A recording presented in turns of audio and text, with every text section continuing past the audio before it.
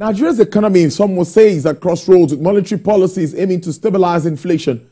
Public debt and sluggish growth remains pressing concerns. Where we now look at the inflation figures for the month of October, and also the just concluded MPC meeting that saw the figures going up to 27.5%. And we're going to discuss this today and to understand more perspective to this very development. And I will be joined now from our Abuja studios by a professor of capital markets. He's also the director, Institute of Capital Market Studies, Nasarawa State University, KEFI, Professor Uwaleke. He joins me from our Abuja studios. Prof, good afternoon and thank you so much for joining the program.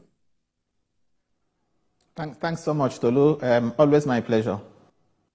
Yes, Prof, I want to start with the MPC, just concluded MPC meeting. Yes, on Tuesday we know, but reactions have continued to trail this development. Some say it was just a dovish hike.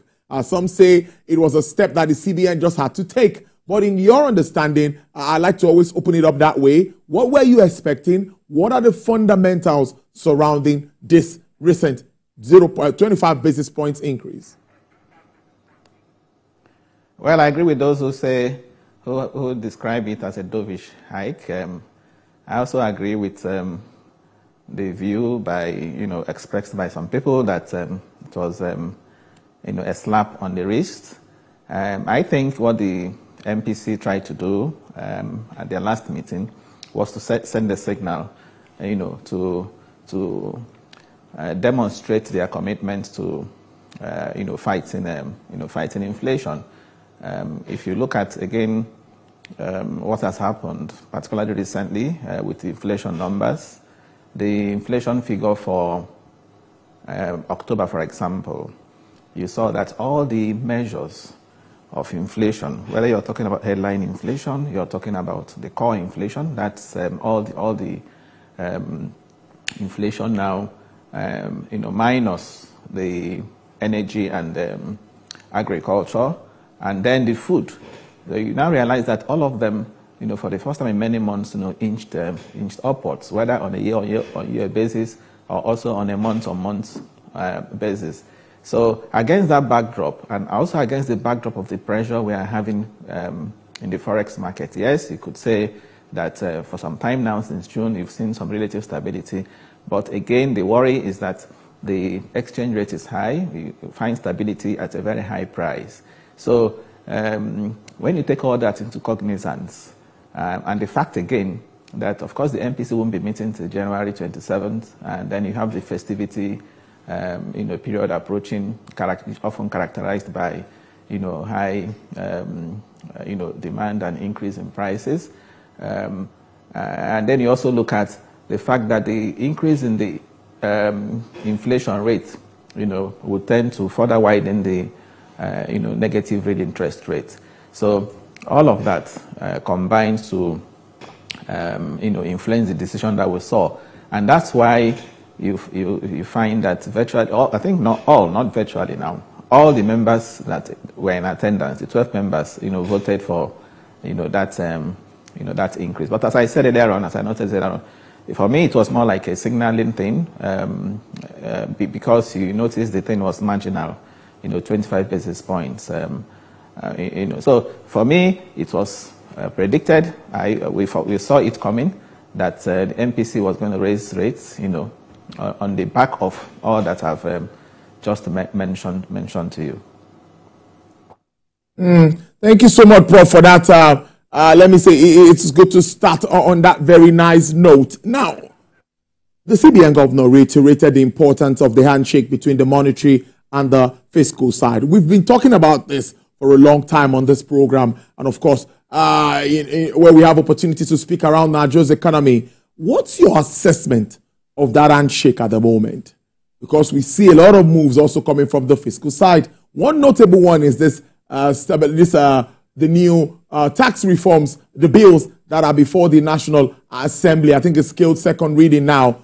Now, all of these efforts, does it complement what the CBN has been doing, considering that at the end of the day, inclusive growth and stability in the economy is what everyone intends to achieve? Yeah, absolutely. You see, you can't overemphasize that point that there is need for fiscal and monetary policy handshake, firm handshake, for that matter. Again, I've always said it, I've always argued, we are talking about one economy. So when you talk about macroeconomic goals, for example, first of all, the whole essence of whatever you're doing in government, government, the whole essence of governance is to improve the welfare, of the people. And you use macroeconomic goals to achieve that because you are interested in low and stable, prices. That's talking about low inflation. You're also interested in, having low unemployment. You're also interested in having, strong, GDP growth. Ensuring that income is well redistributed, and so on and so forth. So, in order to achieve that, you must have a handshake between fiscal and monetary policies. Okay, no one institution, or if you like, can address that alone, because as I've always argued, you don't clap with one hand. So you can't overemphasize that. Take inflation, for example. The reality is that these macroeconomic goals are even linked. You look at inflation, for example. In the case of Nigeria, you even ask yourself, what are the major drivers of inflation? If you look at the numbers released by the National Bureau of Statistics, you now find that between food, housing, and transport, the three of them account for over 76% of the pressure, we are having.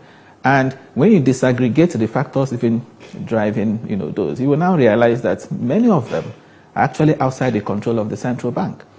If you, again, let's come back to the last inflation number released by the National Bureau of Statistics. Okay, you now find that in states like Sokoto, for example, and Borno, they have recorded very high inflation rates. Sokoto State, for example, recorded the highest food inflation rate at over 52%. And why was that so? Not unconnected with the issues of drought, in that region. Okay, Sokoto, Kebbi axis. You come to the case of Borno, again, the flooding that we had in Borno to, partly contributed. So these are not factors actually within the ambit of the central bank. There's also the issue of insecurity, which, of course, the fiscal side, has to, deal with, because insecurity is what has been stopping our farmers, from going to farms. So, and of course, you can call it the elephant in the room, the issue of energy, high energy costs, this issue of PMS. Recall that inflation rate was actually moderating between, July and August, and then went up again suddenly when the pump price of, PMS was, increased. So the energy issue is there. And when we talk about energy, of course, we're not just talking about fuel, we're also talking about electricity. So these are costs that are actually driving, inflation, and not really within the purview of the central bank. And that's why the fiscal side too must complement whatever the monetary side is doing. Yeah. Now, on the part of the monetary authority, it's also a fact that yes, there are also monetary aspects of the inflation that we're having today. Talking about the fact, for example, that if you check just over the last few years, all right, GDP growth was on the average was around 1.8%. If you check from 2015, for example, 1.8%. That's what we had by way of GDP growth. Recall we had a recession in 2016. We also had a recession in 2020. Today, the last GDP number we had was, just came in at over 3%. But on the average, it's been 1.8. Then over that same period, we have had money supply, money supply growth, so, in the region of 13%. So when you have money supply growing at 13% and you have GDP growth at 1.8%, of course, the results is very easy to decipher. You're going to have inflation. And then over the years again, we've also seen the huge ways and means that have come into the system, literally printing of money, not backed by any productive activity. Again, these are the things that have helped to fuel inflation. So that's the side, in my view, that the central bank is actually tackling. The fiscal side also, as I mentioned earlier, they have their own responsibility to deal with this issue of energy. And I'm happy that today we are hearing the Port Harcourt refinery, is coming back, and the government also is trying to work on. Is also saying Warri and Kaduna refineries should also be worked on. So that is what will actually help drive down inflation. When we begin to see lower pump price of fuel, when we begin to see lower cost of electricity, when we begin to see improved transport system, all right, improved security. These are the real factors that will drive down inflation in this country. So and again remember that as we do this, as we are, for example, improving on insecurity, farmers are going to farms. What we're also doing on the part of agric, you're also improving agric GDP. That's why I think that the issue of agriculture productivity is actually what will even help drive down inflation. So for me, it's like a silver bullet. You're dealing with agriculture, for example, food output. Remember, food inflation is where the pressure is, okay, accounting for over 50%. So as you are dealing with the agric sector, ramping up food production, what's happening? You now find that food prices, are coming down. Inflation is coming down. So people can also feel it. Today, when you tell people GDP has grown by, over 3%, they tell you it's not about GDP. It's about they can't feel it. Why are they not feeling it? It's because food prices are still high. So by the time you deal with that, okay, food prices come down. So when you now report that your GDP is growing, it will make a lot of sense to the ordinary Nigerian. Today it's not making sense because, food prices are still high. And it's even the numbers, show that. If you look at the numbers released by the MBS for this recent GDP figure, the growth rate of agriculture, just 1.14%. Manufacturing, at 0.9%. Manufacturing, as a matter of fact, has been declining since Q1. So with manufacturing and agriculture recording very weak growth rates, no matter whatever you do in other sectors, particularly services sector, whether it's the banking sector, where we saw a record high of over 30%, those ones won't count because it is the productive sector that will really impact directly on the lives of Nigerians. And that's why, in my view, both the monetary and fiscal sides must come together and then, see how they can help ramp up productivity, ramp up production. Okay. Of course, the ultimate should be you want at the end of the day to reduce unemployment, because as you are doing that, you're also creating job opportunities. So when unemployment rate is low and you also have low prices, that's when the people, the man on the street, will feel the impact of these numbers, talking realistically. Now, Prof, I was able to deduce from the speech of the central bank governor on Tuesday when he was talking about the present situation of foreign exchange. We still have that disparity, Prof. We talk about this too every now and then. But from another perspective now, I want you to look at it. He's talking about Nigerians' appetite for imported goods. Is it possible to have a mind shift from that? It's pretty difficult because many will tell you that meeting up standards is also something that is on one side. So how does this come to you, talking about our appetite for foreign goods and how that affects our currency negatively? Well, you can't, it's obvious. It's obvious. And that's why I also feel that while we are making efforts to boost liquidity in the market, to increase supply, there should be also, on the other hand, if you like, a commensurate effort to reduce demand. Because if we don't reduce demand for forex, and all you are after is to boost, to increase supply, okay, it will, for me, it will tantamount to pouring water in a basket. Your pouring water, of course, is leaking. So whatever you bring there will also be frittered away. Okay, our central bank has done a lot in terms of attracting inflows recently, particularly through international money transfer operators. Okay, now, but again, the real issue is on the demand side. All right, and that's why I think I've always, submitted here that for me, it is time we had a Buy Nigerian law. Okay, it's easy to tell people, talk about reduce your penchant for foreign goods, But there's a limit to which you can push moral suasion. Okay, if you have a buy Nigerian law that clearly makes it, an offense, for example, to procure things from outside that are available here, I'm sure that will go a long way. We have it in the United States, okay, and that's why Donald Trump is likely to, if you like, elevate, that kind of policy with his America First, disposition. So that's the kind of thing we also need here. Nigeria first. And part of that Nigeria first is to patronize locally made goods. And that should also begin, from the top. Okay? Government officials, the executive arm, legislature, the judiciary must begin to patronize Nigerian, made goods. So when they want to buy cars, for example, they don't go importing all this Prado that we know consume a lot of, forex. You begin by encouraging even the local people who are assembling cars here. All right. I remember in the past, okay, when even Peugeot was the official vehicle for government officials, and then of course Peugeot was being assembled here. So we can have that kind of policy.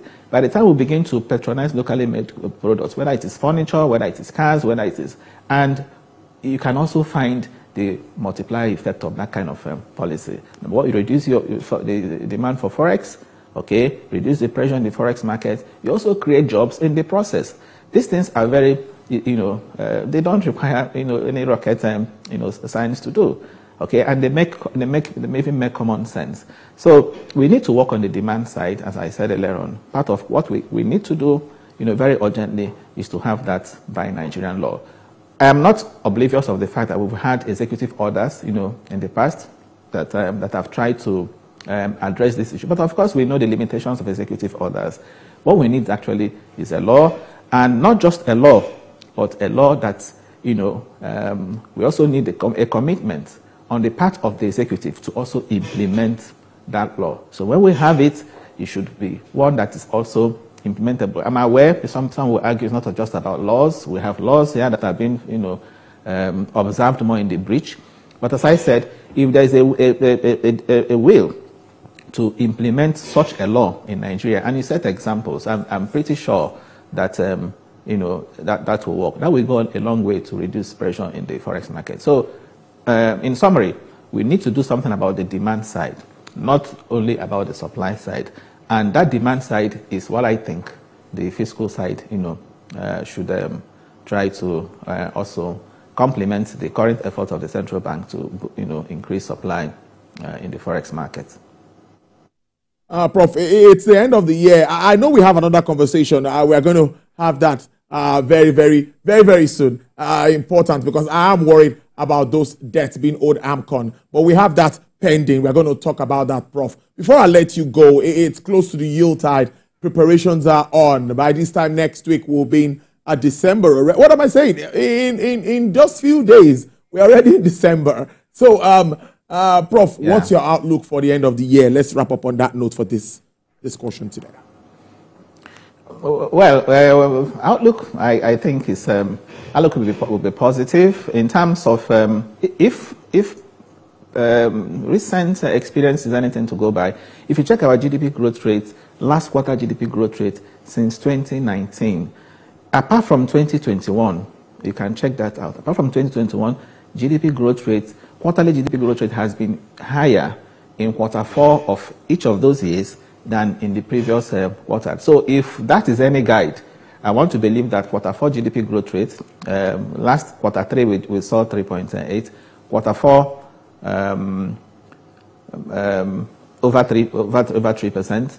Quarter 4 is likely to be, higher than quarter 3 because, come to think of it, usually towards the end of the year, we expect to see expansion in economic activities. So that's what will drive that. And that's also where I want to also advise the central bank, particularly with respect to this, what we're beginning to see now, this issue of cash, scarcity, cash not being available. But I was happy listening to the central bank governor after the MPC meeting during the press conference. He talked about ad hoc measures the bank, will put in place to ensure that, cash is available. Because when cash is not available, during this period, it tends to constrain economic activities. So we need to have expansion in economic activities for, GDP, to also grow, particularly given the fact that a lot of small micro businesses, will depend on, cash, especially this within this period. So I think it's going to be a lot better than what we saw in Q3 of 2024. Interesting conversation and very educating as usual. Professor of Capital Markets, Director, Institute of Capital Market Studies at the Nasarawa State University, KEFI, Professor Uwaleke. Have a great weekend. See you soon. Thank you so much, Tolu. Well, we're going to stay with this topic, like I said, exploring all angles to it. We still have the geopolitical angle to it, the foreign exchange angle to it. We have the impact on the financial